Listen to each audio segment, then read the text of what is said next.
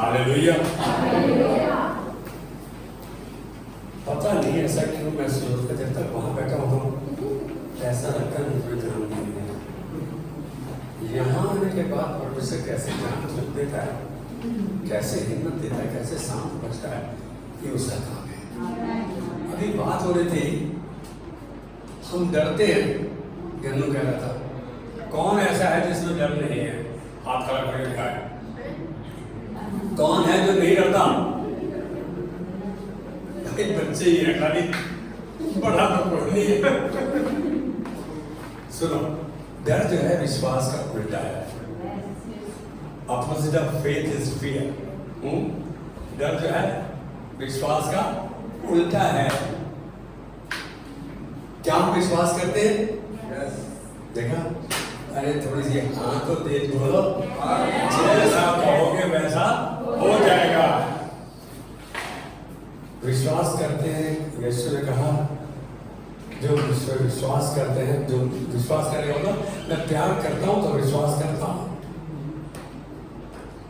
If you love me, ये तुम मुझसे प्यार करते हो तो मेरी आज्ञाओं को मानोगे, मेरी आज्ञाओं को मानोगे। हम तो बहुत स्थानों पे हाँ ना रस्सा कसी में खींचे जा रहे हैं। रस्सा कसी में आधे बंदे इधर खींच रहे हैं, आधे इधर खींच रहे हैं, और जो मुद्दा है वो वही अटका हुआ है। आपका क्या विचार है परमेश्वर के बारे में? मैं कह रहा हूं अपने पापा के बारे में क्या विचार है, अपने माता पिता के बारे में आपका क्या विचार है? मैं एक छोटा सा यहाँ उदाहरण दे रहा है। किसी माँ से पूछो उसका बच्चा पैदा हुआ, कैसे उसने उसको पाला और बड़ा किया। मेरी बात को समझ रहे हैं? कैसे उसने उसको पाला। रात रात भर माँ और बाप टर्न लेके बारी बारी लेके उठते थे उसको उठाना, क्योंकि बच्चा जब पैदा होता है हर 1-1.5-2 घंटे के बाद उसको भोजन चाहिए, दूध चाहिए। सच बात तो यही है। और रात को माँ जब नहीं सो पाती तो अपने पति को बोलते थोड़ी देर उठा दो, और हम एक दूसरे की मदद करते हैं। जब हम बड़े हो जाते हैं हमको ये सेवा तो नहीं दिखती। खासतौर से पहले 2-3-4 साल कैसे माँ बाप सेवा करते हैं अपने बच्चों की, कैसे उनकी देख रेख करते हैं। उनको हल्का सा कुछ होता है तो माँ बाप की जान निकल जाती है। आप सोच रहे हैं इस बात को? वही बच्चे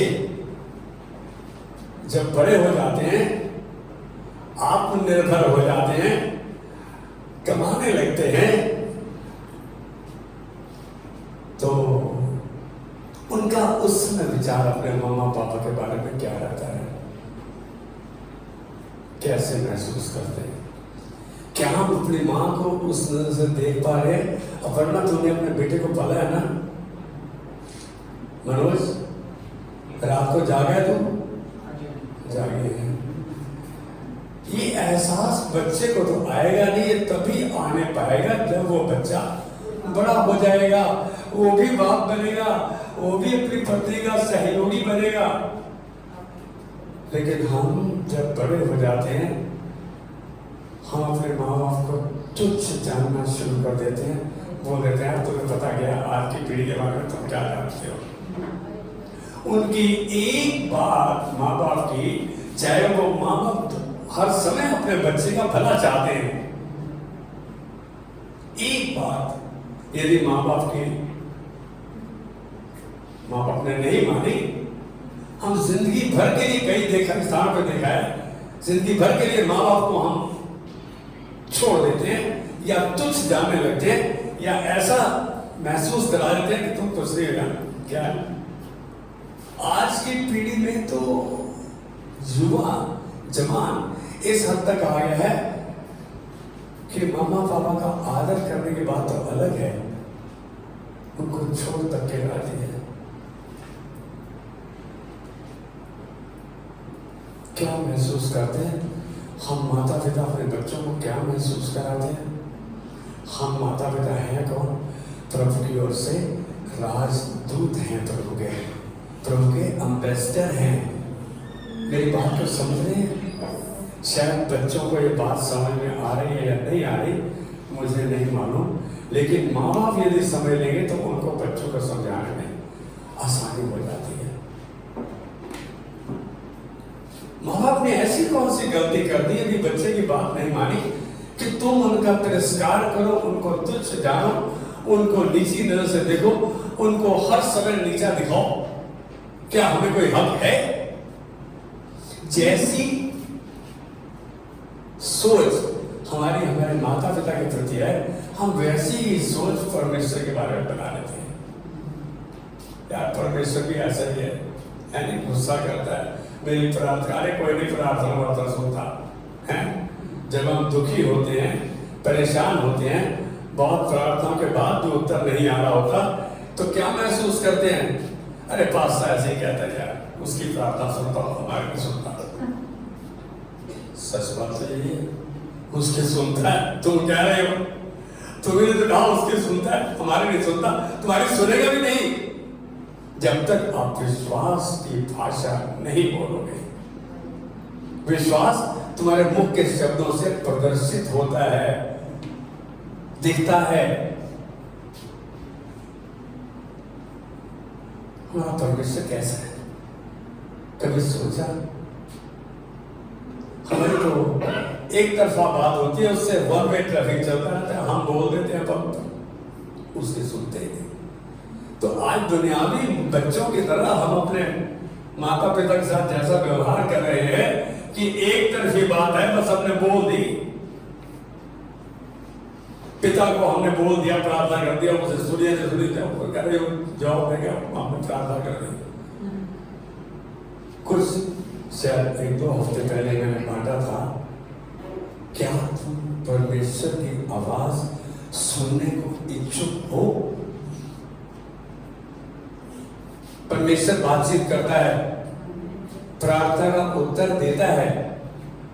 परमेश्वर की इच्छा है कि अपने बेटे बेटियों के साथ संगति करे, वो संगति करना चाहता है। अरे उसने शुरू तो ऐसे ही किया था आदम और हवा के साथ, रोजाना अदर के बगीचे में आता था और आदम और हवा से बातचीत करता था। लेकिन बातचीत टूटी कहां? जब आदम और हवा ने परमेश्वर का कहा नहीं माना। हमारी भी बातचीत, हमारी भी कम्युनिकेशन, हमारा भी वार्तालाप तब टूटता है जब हम असहमति में होते हैं, सहमति में नहीं होते। आप में से कितने ऐसे हैं माँ बाप के कई बार बुरा माना है आपने? कितने बच्चे ऐसे हैं? माँ बाप का मतलब है, मैं कहूंगा आज अपर्णा तेरी मम्मा सुनीता नहीं है, तेरी मम्मा आज भागवती भी है, भागवती ही है। मम्मा उसका घर तो छोड़ के आ गए। आज कुछ लोग ईमानदार नहीं है। माँ बाप की कितनी बार हमें बात बुरी लगी है, बहुत से। आपका कोई बात नहीं, यहाँ वास्तव में आपको जजमेंट नहीं कर रहा, मैं आपके साथ हूं। अब मैं अपनी माँ को बोल क्या करता, तो बोलने से पहले सोचती तो है नहीं क्या हक है हमें।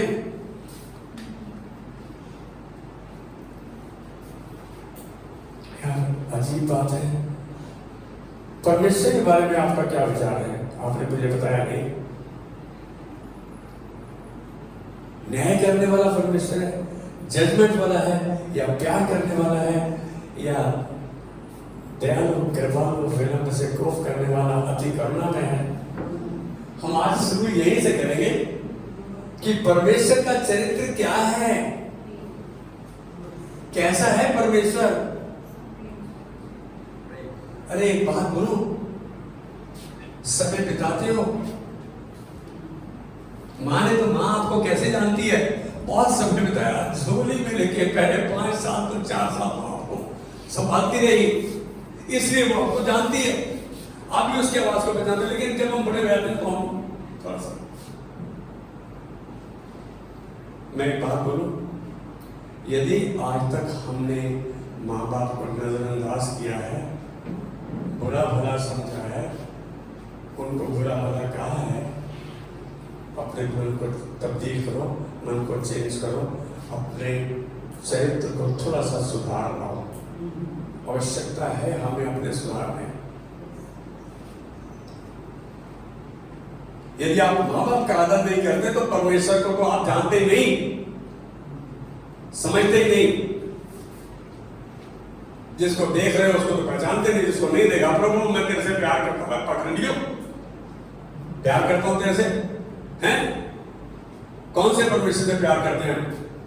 हम तो सोचते हैं आप बंद कर देंगे, प्रभु देख ले, अब तो काम करा रहा, कारपोरेशन का क्लर्क बना दिया हमने उसको, जैसे मर्जी कर प्रभु। आज मैं आपको परमेश्वर का चरित्र दिखाऊंगा उसके वचन के द्वारा।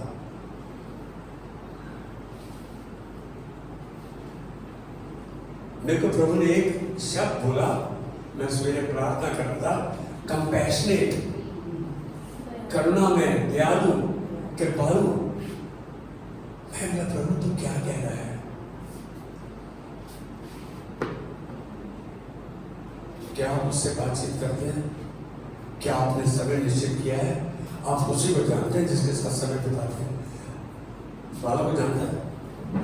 बाला सजी को जानती है? क्यों? कैसे जानती है? कहने वाले बोलेंगे मैं औरत को तुम जिंदगी भर पहचान नहीं पाओगे।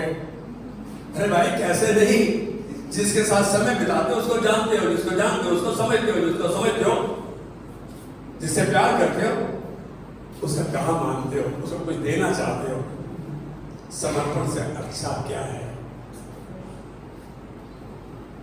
परमेश्वर का वचन यदि खोलेंगे 103 का 8, भजन संहिता 103 का 8। मैं ये दर्शाना चाह रहा हूं कि परमेश्वर कैसा है। हम किसी को भी उसके मुंह के शब्दों से पहचानते हैं।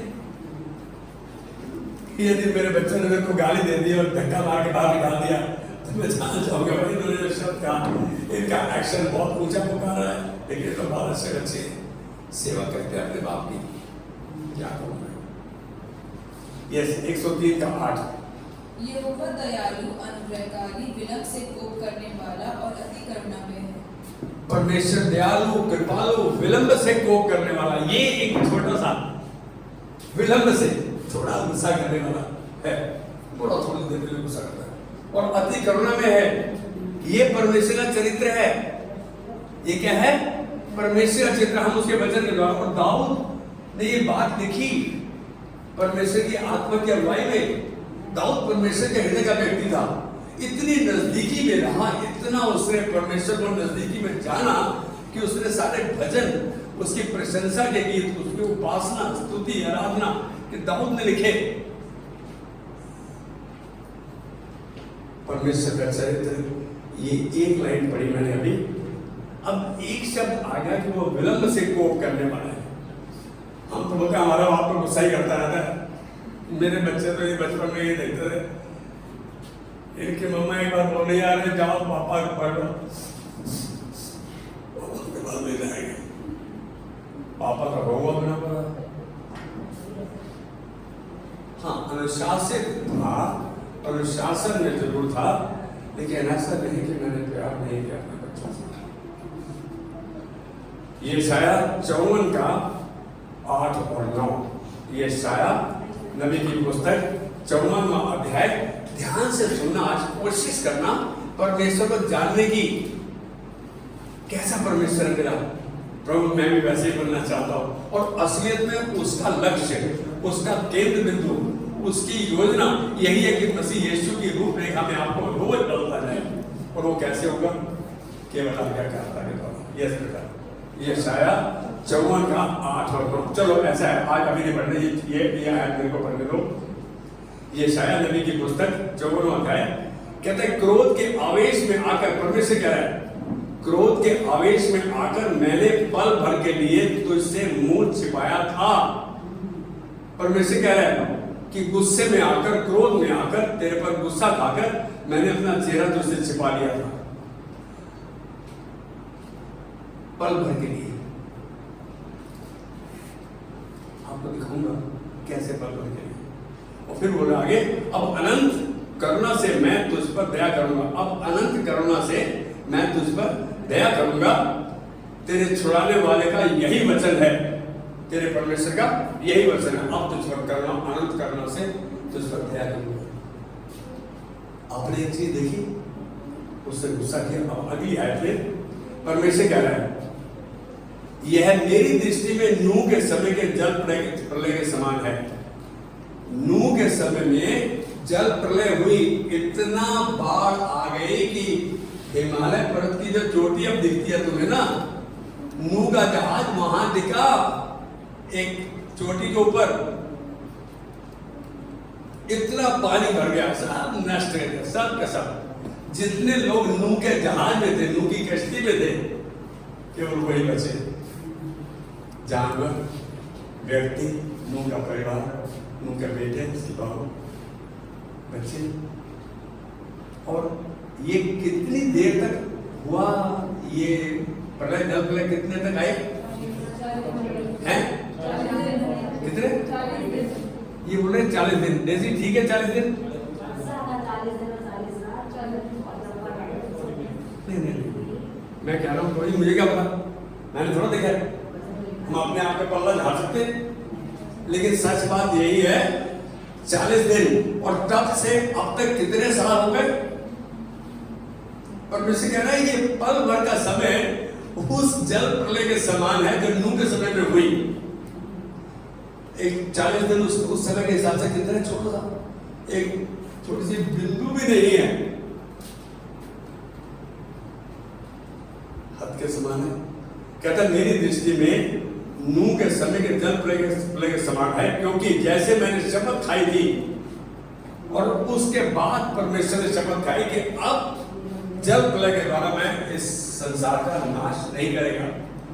परमेश्वर का वादा है, जल प्रलय से नाश नहीं होगा संसार का, सारी सृष्टि का नाश कर दिया था उस समय। पता है किसी को? कोई नहीं बचा था, जानवर से लेके जीव जंतु कुछ नहीं, खाली जो नूह के जहाज में थे। वैसे ही मैंने यह भी शपथ खाई है कि फिर कभी तुझ पर क्रोध नहीं करूंगा। आप देखो ये परमेश्वर का चरित्र है, उसने गुस्सा किया तो क्यों किया? इतना पाप बढ़ गया था, लोग इतने आपस में मस्त हो गए थे, इतने खा पी रहे थे, शादियां कर रहे थे, मौज कर रहे थे कि परमेश्वर को भूल गए। पाप इतना बढ़ गया था कि परमेश्वर की सोच के हद के बाहर।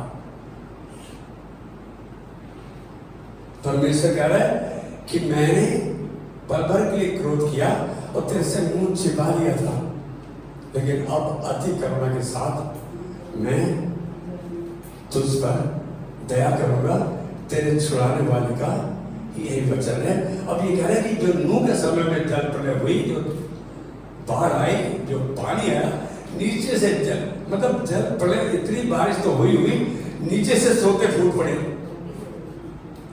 स्प्रिंग्स, फुहारे नीचे से, इतना पानी आ गया था। परमेश्वर कह रहा है वैसा था वो एक पल जो था। कह रहा मैंने शपथ खाई थी कि फिर कभी तुझ पर क्रोध नहीं करूंगा। परमेश्वर कह रहा है शपथ, परमेश्वर शपथ की बात कर रहा है। पुराने नियम में मैं तुझ पर फिर क्रोध नहीं करूंगा, ना तुझको धमकी दूंगा। आप समझ रहे हैं? हमारा क्रोध क्या पल भर के लिए होता है? हम तो गुस्सा करते तो बेटे बेटी की शक्ल दिखलाना चाहते हैं। सच बात है क्या? हमारा क्रोध पल भर के लिए होता है? हम उसी समय मुस्कुरा लेते हैं, हम तो नाराज हो जाते हैं तो दोबारा शक्ल नहीं देखना चाहते बंदे। बेटी सच बात है, सच है बेटा।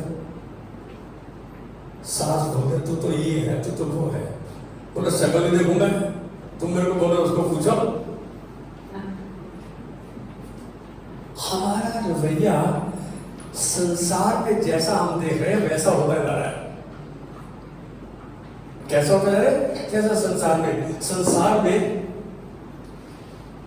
दुष्व्यवहार तो बड़ा आराम से हमसे कोई झगड़ा कर लेता है, हम उसी समय उस झगड़े को सुलझाना चाहते हैं। कैसे पतियां सॉरी कहना आता है, आपकी गलती नहीं किया तो, आपकी गलती है तो भी, और बीवी गलत है तो भी सॉरी कहने को तैयार हो, तब आप सिर में फटी हो। तो यार मेरी गलती नहीं, मैं क्यों सॉरी करूं? मेरी बात को समझो। सॉरी का मतलब है कि हम एक परिस्थिति में एक परिस्थिति को संभालना चाहते हैं, परमेश्वर का आगमन चाहते हैं, हम नम्रता दीनता का प्रदर्शन कर रहे हैं, हम ये दिखा रहे हैं कि प्रभु तू इस परिस्थिति को संभालने में सक्षम है, मैं इस परिस्थिति को तेरे हाथ में देता हूं। भजन संहिता 37 का 5 बोलता है, आज बाबा किसके पास समस्या नहीं है, किसके पास तनाव नहीं है, परेशानियां नहीं है, कुछ ना कुछ लगा हुआ है कि परमेश्वर ने अपने वचन में वादा किया कि अपने मार्ग की चिंता, भजन संहिता 37 का 5, अपने मार्ग की चिंता परमेश्वर पर छोड़ और उस पर भरोसा रख, वही पूरा करेगा। जिस दिन से ये वचन मेरे पास आया है ना, मैं इस वचन का इस्तेमाल करता हूं और मैं परमेश्वर की महिमा को 24 घंटे नहीं लगते देखने लगता। आप परिस्थिति को उसके हाथ में दो तो सही। परमेश्वर दयालु कृपालु विलंब से कोप करने वाला अति करुणामय है। कहता मेरा क्रोध तो पल का है, पल का है। कह रहा फिर मैंने शपथ कही अब तेरे पास तेरे पर अति करुणा के साथ दया करूंगा, और फिर बोला अब मैं ना तुझको गुस्सा करूंगा ना ही तुझको धमकी दूंगा। ये है परमेश्वर का चरित्र। हम कैसा प्रदर्शन कर रहे हैं, ये कैसे होगा? जब मैं परमेश्वर के वचन को जानता हूं, समझता हूं और उस पर चलता हूं। Only by virtue of obedience, केवल आज्ञाकारिता, परमेश्वर के वचन के प्रति आज्ञाकारिता के द्वारा। यदि मुझे प्रभु का वचन मालूम है, और तुम्हारा दाऊद कितना लड़ाकू था, कितना शूरवीर था, लेकिन दाऊद को अंतिम दिनों में देखो, पहला इतिहास 29 अध्याय में, अरे दाऊद तो इतना नम्रदीन हो गया, हद है। दुनिया का सबसे अमीर आदमी था दाऊद, उसका बेटा सुलेमान, जिसको प्रभु ने कहा, उसने प्रभु से एक चीज, प्रभु ने कहा क्या मांगता है बोल, मैं तुझको क्या दूं? कहता प्रभु मुझे बुद्धि और ज्ञान का दान दे कि मैं इतना बड़ा राज्य तुझे दिया, अंदर जाते बाहर आते मैं इन लोगों का न्याय कर सकूं। परमेश्वर का तूने मेरे दिल की बात मांगी है, तुझको इसके साथ धन संपत्ति महिमा इतनी दूंगा जितनी आज तक किसको दी नहीं, इतनी दूंगा। उसका बाप था ये दाऊद, मालूम है? दाऊद ने गलतियां की, ऐसा नहीं दाऊद ने गलतियां नहीं की, लेकिन परमेश्वर आपकी गलतियों को नहीं देख रहा, आपके हृदय को देख रहा कि कितना सुधार करने को हम तैयार हैं, हम कितना सुधरने को तैयार हैं, कितना करेक्टिव मेजर लेने के लिए तैयार हैं हम। यदि तुम आज्ञाकारी होकर मेरी मानो, इसी पुस्तक में यशायाह के पहले अध्याय में 19वें आयत में कहता है, यदि तुम आज्ञाकारी, मतलब मेरे वचन, मेरे से प्यार करते हो, मेरा वचन मानो। यदि तुम आज्ञाकारी होकर मेरी मानो तो इस देश के उत्तम पदार्थ खाओगे। ये उत्तम पदार्थ क्या है मुझे नहीं मालूम।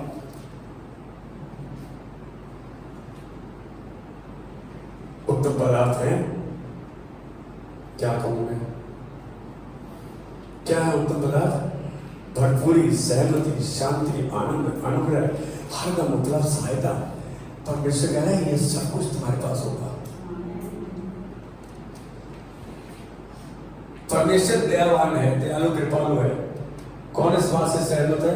बोलते हमें क्या पता, हमारा तो परमेश्वर से एक्सपीरियंस है नहीं।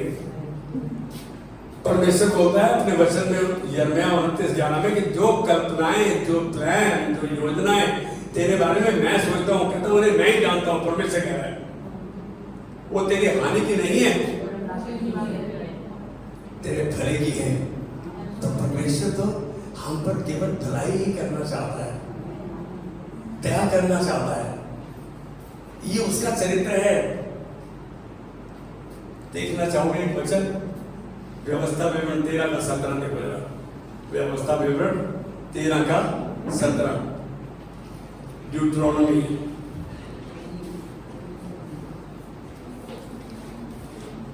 परमेश्वर हमारे लिए भला करना चाहे। व्यवस्था विवरण 13 का 17 क्या है बेटा, पढ़ लेगा। और कोई सत्यानाश की वस्तु तेरे हाथ न लगने पाए, जिससे यहोवा अपने भड़के हुए कोप से तू शांत होकर जैसा उसने तेरे पूर्वजों से शपथ खाई वैसा ही तुझसे दया का व्यवहार करे। दया का व्यवहार करे। परमेश्वर हम पे न्याय नहीं करना चाहता। न्याय करना चाहता है हमारा? नहीं, दया करना चाहता है, तरस खाना चाहता है। God wants to do good। परमेश्वर भला करना चाहता है, हमारा नुकसान करना नहीं चाहता। पहले कह रहा था कि जो मैं तेरे विषय करता हूँ मैं जानता हूँ, मैं हानि की नहीं उन्होंने पूछा लिखा है। अभी बोलता है अंत में मैं तेरी आशा पूरी करेगा। 29:11 में ये है परमेश्वर का चित्र, मैं तेरी आशा पूरी करेगा, तेरे को तेरी मन चाही चीज देगा।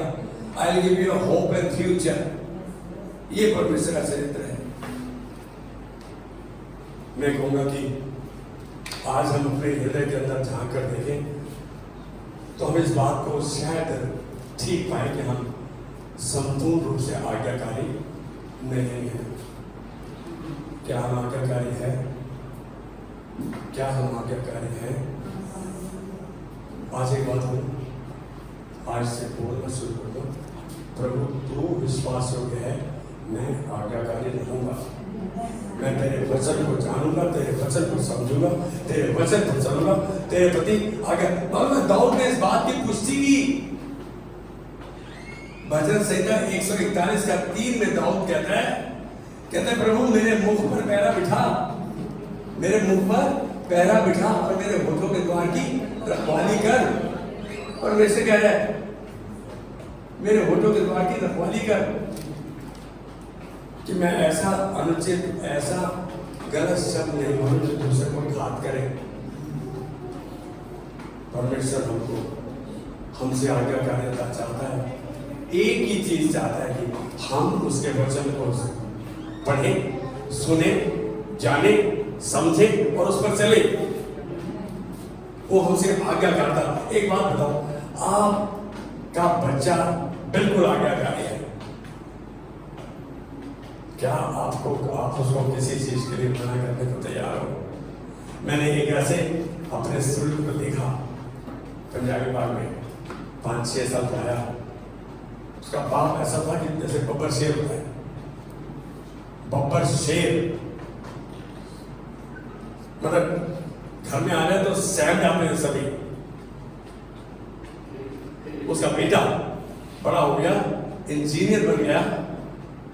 इंजीनियर बनने के बाद उसने बवाना में फैक्ट्री आई और उसने एमपी में 5000 स्क्वायर यार्ड्स में प्लांट लगाया इलेक्ट्रोड का। मैं उस परिवार की साथ बहुत साल से जुड़ा रहा। मैं क्यों बता रहा हूँ, उसके बाप क्या थी, मेरे बंदूक के लाइसेंस दिख रहे हैं, क्या काम करता है तू? चाह रहा है मैं उनके घर में हूँ। मैंने बोला 70 साल वो रोड कंस्ट्रक्शन इंजीनियर था जब एमपी में, जो ट्राइबल एरिया है। मैंने उनको पूछा, सैनी साहब इतना झाड़ते हो, आपका इतना आज्ञाकारी बेटा है? कहता है जिंदगी भर झाड़ा फूका मैंने। कहता कोई तो चाहिए झाड़ने के लिए। मैं बोला आपका बेटा कितना आज्ञाकारी? कहता है मेरे को पता है,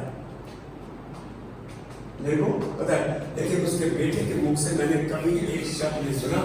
सारा भगवान दास मेरा रहते थे विजयवाड़ा में, सारा मोहल्ला आसपास के कोठे वाले कहते थे बेटा हो तो सैनी के बेटे जैसा। आज्ञाकारिता दिखती है, आज्ञाकारिता दिखती है, विश्वास योग्यता दिखती है, ईमानदारी दिखती है, बोलती है।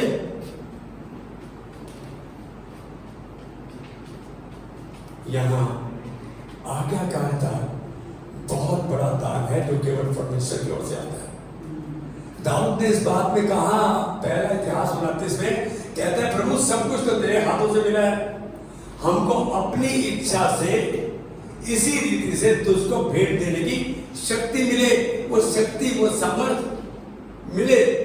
वो मांग रहा था परमेश्वर से, कहता हमारे मन में ये बात बनाए रख और हमारे मन को अपनी ओर लगाए रख। ये भी परमेश्वर सामर्थ देता है कि आपका ध्यान परमेश्वर के वचन पर, उसके आज्ञाकारिता पर लगा रहे।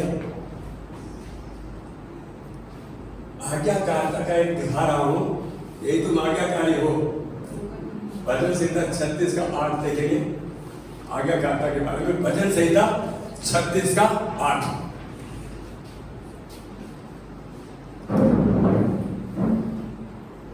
मैं पढ़ रहा हूं उसको। वे तेरे भवन के चिकने भोजन से तृप्त होंगे। कौन? जो आज्ञाकारी हैं, जो विश्वास योग्य है, जो ईमानदार है प्रभु के वचन के प्रति, वो तेरे भवन के चिकने भोजन से तृप्त होंगे। और तू अपने सुख की नदी में से उन्हें पिलाएगा। तू अपने सुख की नदी में से उनको पिलाएगा। अरे यार, ये परमेश्वर का वादा है। एक और वचन देखो, यिर्मयाह 31 का 14। यिर्मयाह 31 का 14। मैं ये परमेश्वर का चरित्र दिखा रहा हूं। हमारा चरित्र क्या है? यदि हम प्रभु के वचन पर चलना शुरू कर देंगे, हमारे लिए परेशानियां आएंगी। उस पर चलना इतना आसान है, लेकिन असंभव नहीं है। आप सफलता ही सफलता तो देखेंगे। 31:14। यस बेटा। मैं याजकों को चिकनी वस्तुओं से अति तृप्त करूंगा और मेरी प्रजा मेरे उत्तम दानों से संतुष्ट होगी। यहोवा की यही वाणी है। अरे भाई, मैं याजकों को चिकनी वस्तुओं से अति तृप्त करूंगा। याजक कौन है? पादरी याजक है या आप? अरे आप सब याजक हैं, अपने घर के याजक आप हैं। आप अपने घर के याजक हैं। और मैं से कहना, मैं याजकों को चिकनी वस्तुओं से अधिक। चिकनी का मतलब वस्तु क्या है? ये चिकनी वस्तु ये है जिनका मैंने कहा कि आपके पास भरपूरी रहेगी, आपका परिवार आपकी सहमति में रहेगा, आपके घर में शांति रहेगी, आनंद रहेगा, अनुग्रह रहेगा परमेश्वर का। हर समय परमेश्वर की सहायता उपलब्ध रहेगी। कहता मैं याजकों को चिकनी वस्तुओं से अति तृप्त करूंगा और मेरी प्रजा मेरे उत्तम दानों से संतुष्ट होगी। मेरी प्रजा कौन है? बाकी लोग भी उत्तम दानों से संतुष्ट होगी।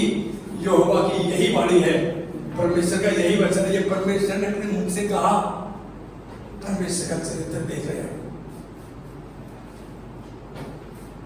मैं कह रहा हूँ, एक दूसरे से प्यार करते हैं तो एक दूसरे का कहा भी मानते, एक दूसरे के अपने जीवन को त्याग देने के लिए तैयार है। यीशु मसीह ने इस बात को कहा, जो अपने दोस्त के लिए अपना जीवन दे दे, इससे बढ़कर क्या दान है? उससे बड़ा प्यार क्या दर्शा सकता है? तो इसके लिए मुझे क्या करना होगा? और सब मैं सारे वचन को, सारी बाइबल को कैसे याद कर लूं? बड़ा मुश्किल है, मेरे को मुश्किल लगता है, लेकिन असंभव नहीं है। रोजाना जब आप प्रभु के वचन का सेवन करते हैं, प्रभु के वचन पर मनन करते हैं, प्रभु के वचन पर चलन करते हैं, आपको 10 दिन आएगा, नहीं मैं प्रभु का वचन मांगा, मैं प्रभु के कहे पर चलेगा। अब मैं बता रहा हूं, हम सबके लिए आज्ञा भी है और निर्देश भी है कि कैसे मेरा चरित्र प्रभु की तरह निखरता जाए, कैसे मैं प्रभु यीशु की तरह बनता जाऊं।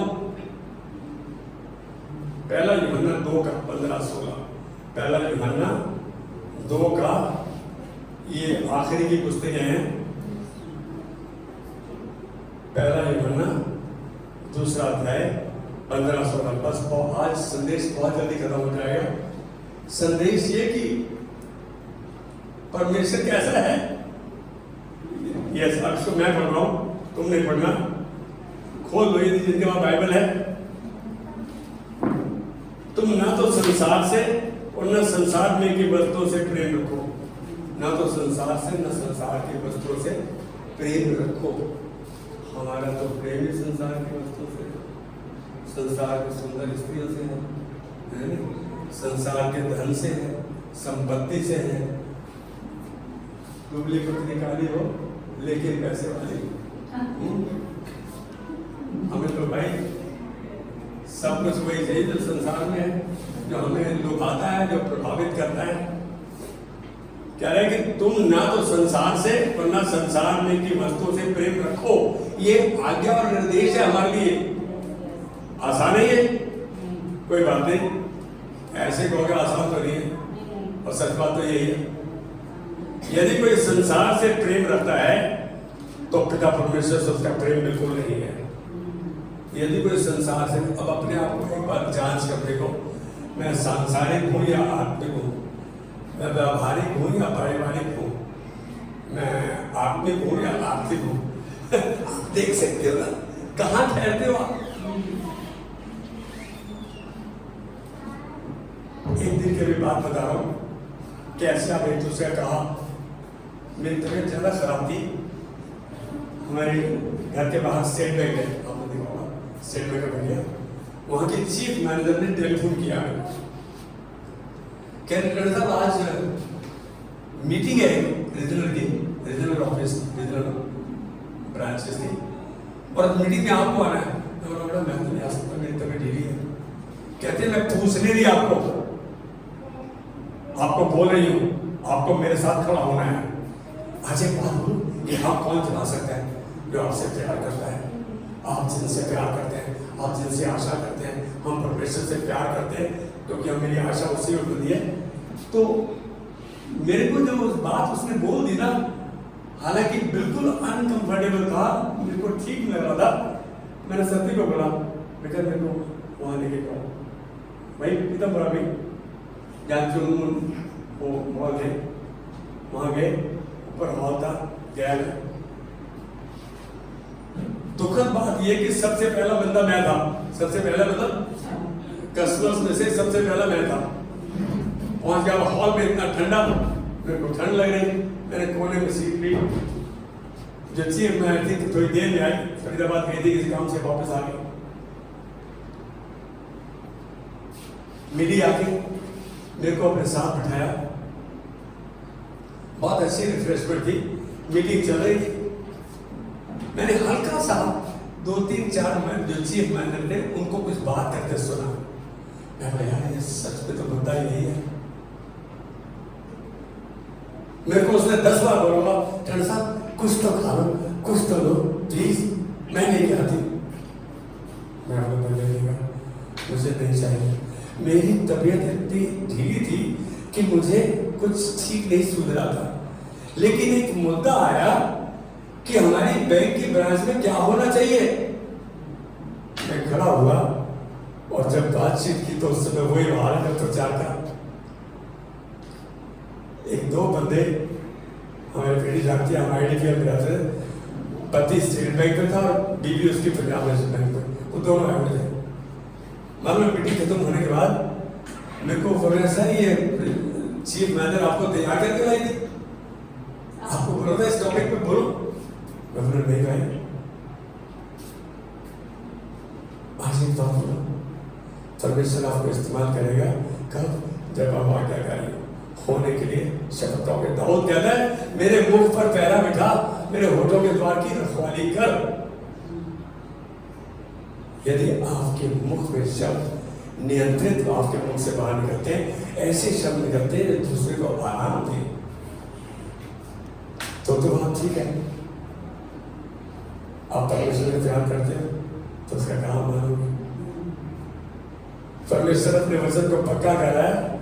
कौन है जो परमेश्वर से प्यार करता है, जो उसका भय मानता है, परमेश्वर उसको उसी मार्ग से जिससे वो प्रसन्न होता है चलाएगा, हाथ पकड़े लेके जाएगा, वह कुशल से टिका रहेगा, उसका वंश पृथ्वी का अधिकारी करेगा। हम सब कुछ तो चाहते हैं हमारे लिए हो, हमारे बच्चों के लिए हो, लेकिन परमेश्वर के साथ मेरा रिश्ता कैसा है, जिसने सब कुछ करना है उसके साथ मेरा रिश्ता कैसा है। यहाँ परमेश्वर हमें हिदायत दे रहा है कि न संसार से, न संसार में की वस्तुओं से प्रेम रखो। यदि कोई संसार से प्रेम करता है तो उसमें पिता का प्रेम नहीं है, परमेश्वर का प्रेम नहीं है। उसका प्रेम किसमें आता है, उसके वचन के द्वारा। मेरी बात तो समझ रहे हैं। आगे एक और आयत है यहाँ पे सोच में आया, क्योंकि जो कुछ संसार में है, अर्थात शरीर की अभिलाषा, जो कुछ संसार में क्या है, शरीर की अभिलाषा आंखों की अभिलाषा और जीविका का घमंड। मेरे जैसा मन कर देखे, ताकत, पैसा, शौहरत, जीविका का घमंड, ये चीजें कहता है जो संसार की चीजें हैं, अर्थात शरीर की अभिलाषा, आंखों की अभिलाषा और जीविका का घमंड, वह पिता की ओर से नहीं परंतु संसार ही की ओर से है। बोले यार आपका कौन आदर करता है, आपका फैसला है। मैं भी यही सोचता था संजय का, यही सोचता था, एक ही लक्ष्य था कि मैं आर्थिक रूप से, पैसे के रूप में मजबूत हो जाऊं। जब परमेश्वर ने कर दिया और परमेश्वर वापस लाया, परमेश्वर से मुलाकात हुई, कराई गई, उसके बाद अब वो परिस्थिति आई है कि मैं महसूस करता हूं कि परमेश्वर का कहना मानने से उत्तम कुछ नहीं है। परमेश्वर का कहना मानने से उत्तम कुछ नहीं है। संसार का सबसे बुद्धिमान व्यक्ति सुलेमान, उसके लिखी हुई पुस्तक स्वोपदेशक का 12वां अध्याय 13वीं आयत कहता है सब कुछ सुना गया, सब कुछ सुना गया। अंत की बात यह है परमेश्वर का भय मान और उसकी आज्ञाओं का पालन कर, क्योंकि मनुष्य का संपूर्ण कर्तव्य यही है। भाई एक बात सुनो, मेरे को कौन सुधार कार्य करता है? मेरे को तो बंदा ठीक रहता है, मुझे करेक्शन करे, मुझे डायरेक्शन दे, मुझे इंस्ट्रक्शन दे। अच्छा लगता है कि तुम्हें झाड़ फूक कर भेज दे? नहीं लगता। लेकिन यहाँ कहना कि भाई परमेश्वर का भय मानना, उसकी आज्ञाओं का पालन करना मनुष्य का तो पूरा कर्तव्य यही है। अपने अंदर झांके, परमेश्वर कितना दयालु है कि हमें इंस्ट्रक्शन भी दे रहा है, करेक्शन भी कर रहा है। कह रहा है यदि तुम मेरे आज्ञा के लोगे तो चिकनी चुपड़ी भोजन से तृप्त करूंगा। आनंद शांति तुम्हारे घर का हिस्सा रहेगा, तुम्हारे पास सहायता खाता उपलब्ध रहेगी। मैं आज इस बात को पक्का कर रहा हूं। ऐसा नहीं कि अभी भी समस्याएं नहीं आती, अभी भी परेशानी नहीं आती, लेकिन एक चीज देख पाया हूं कि जब परमेश्वर के वचन को थाम कर अपनी विनती उसके हाथ में देता हूं, मैं कहूँगा 10 में से 9 बार उसने सिद्ध कर दिया, देख मैं तेरी प्रार्थना सुनता हूं, देख मैं तेरी प्रार्थना। 24 घंटे नहीं बीतते और वो अपनी महिमा दर्शा देता है, कार्य को होने में, करने में सहायता करता है। मैं किसकी ओर देखूं, कैसा बनूं? अरे परमेश्वर की आवाज को सुना, उसको अनसुना नहीं करो। कहता देखो मैं तुम्हारे हृदय रूपी द्वार पे खड़ा खटखटाता हूं, अपने हृदय का द्वार खोलो, मैं तुम्हारे साथ भोजन करूंगा, तुम मेरे साथ करोगे। ये है उसका हृदय। वो संगति चाहता है, संगति में प्रार्थना, निवेदन, बातचीत, वार्तालाप सब कुछ है। परमेश्वर फिर मैं वापस आ रहा हूं 103 का 8, यहोवा दयालु, कृपालु, विलंब से कोप करने वाला, अति करुणामय है। आज का यदि मैं शीर्षक कह दूं, करुणा निधान, करुणामय परमेश्वर, क्योंकि वो चाहता है, उसकी हृदय की इच्छा कि ये सब बच्चे परमेश्वर यीशु मसीह के रूप रेखा में बनते जाए और बढ़ते जाए, ताकि मैं इनको देखकर आनंदित हूं। आज एक सच बताना, माँ बाप के लिए सबसे बड़ा सुख क्या है? अपने बच्चों को बढ़ता देखे और सेटल देखे। मैं तो छोटी सी बात कहेगा कि संजय और राधा पवी का कन्वोकेशन है, 4 साल की कोर्स पूरा हो गया और वहाँ मालूम पड़ा कि इसने टॉप किया है, तो पेरेंट्स को इनवाइट किया गया और वहाँ जो प्रिंसिपल है वो बच्चे के गले में हार डाल देंगे, कह दिया ब्लेस्ड आर द पेरेंट्स, इसके माता पिता आशीषित है। क्या आपकी आंखों में आंसू नहीं होंगे? अरे प्रभु ऐसे बच्चे दिए, तेरा धन्यवाद। वो परमेश्वर भी हमारी ओर ऐसे देख रहा है, हम पे घमंड करे। अरे अय्यूब से परमेश्वर ने कहा, शैतान को बोला क्या तू पृथ्वी पर से आ रहा है? क्या तुम मेरे दास अय्यूब से मिला? परमेश्वर आपके बारे में ऐसी गवाही क्यों दे? सच में हम जब परमेश्वर के वचन को जानते हैं, समझते हैं और उस पर चलते हैं तो परमेश्वर हमें एक अच्छा गवाह ठहरा देता है, ए गुड विटनेस। आमेन। आंखें बंद करेंगे, प्रभु धन्यवाद देते हैं। आज के तेरे वचन में तूने अपने चरित्र को दर्शाया, दिखाया, तूने हमें बताया कि तू क्या कर सकता है और क्या करता है और क्या चाहता है हमसे। आज प्रभु हम अपने संपूर्ण हृदय से इस बात में सहमत हैं कि प्रभु हमने पाप किया है और तुझको महिमा से रहित किया है। आज अपने पापों के लिए, अपने कर्मों के लिए प्रभु पछतावा करते हुए माफी मांगते हैं और विनती करते हैं प्रभु कि आज अपने वचन के द्वारा तूने हम पर करुणा की है, दया की है प्रभु। जैसे कहा कि मैं फिर तुम पर गुस्सा नहीं करूंगा, फिर तुमको धमकी नहीं दूंगा, पल भर के लिए भी नहीं, तो हम तेरा कहा मानेंगे। दाऊद ने कहा भजन संहिता 141 का 6 में, 119 का 6 में कह रहे कि मैं तेरे धर्म में नियमों का पालन करूंगा। मैंने शपथ खाई है, दाऊद ने कहा। आज हम भी परमेश्वर से वादा करें, प्रभु हम तेरा कहा मानेंगे और तेरे कहे पे चलेंगे। ऐसा करते हुए तेरी महिमा को देख रहे हैं यीशु मसीह के नाम में। और मेरे पिता का प्रेम, यीशु मसीह का अनुग्रह और पवित्र आत्मा की सहभागिता हम सबके साथ बनी रहे। धन्यवाद से amen. God bless you. Have a wonderful day and wonderful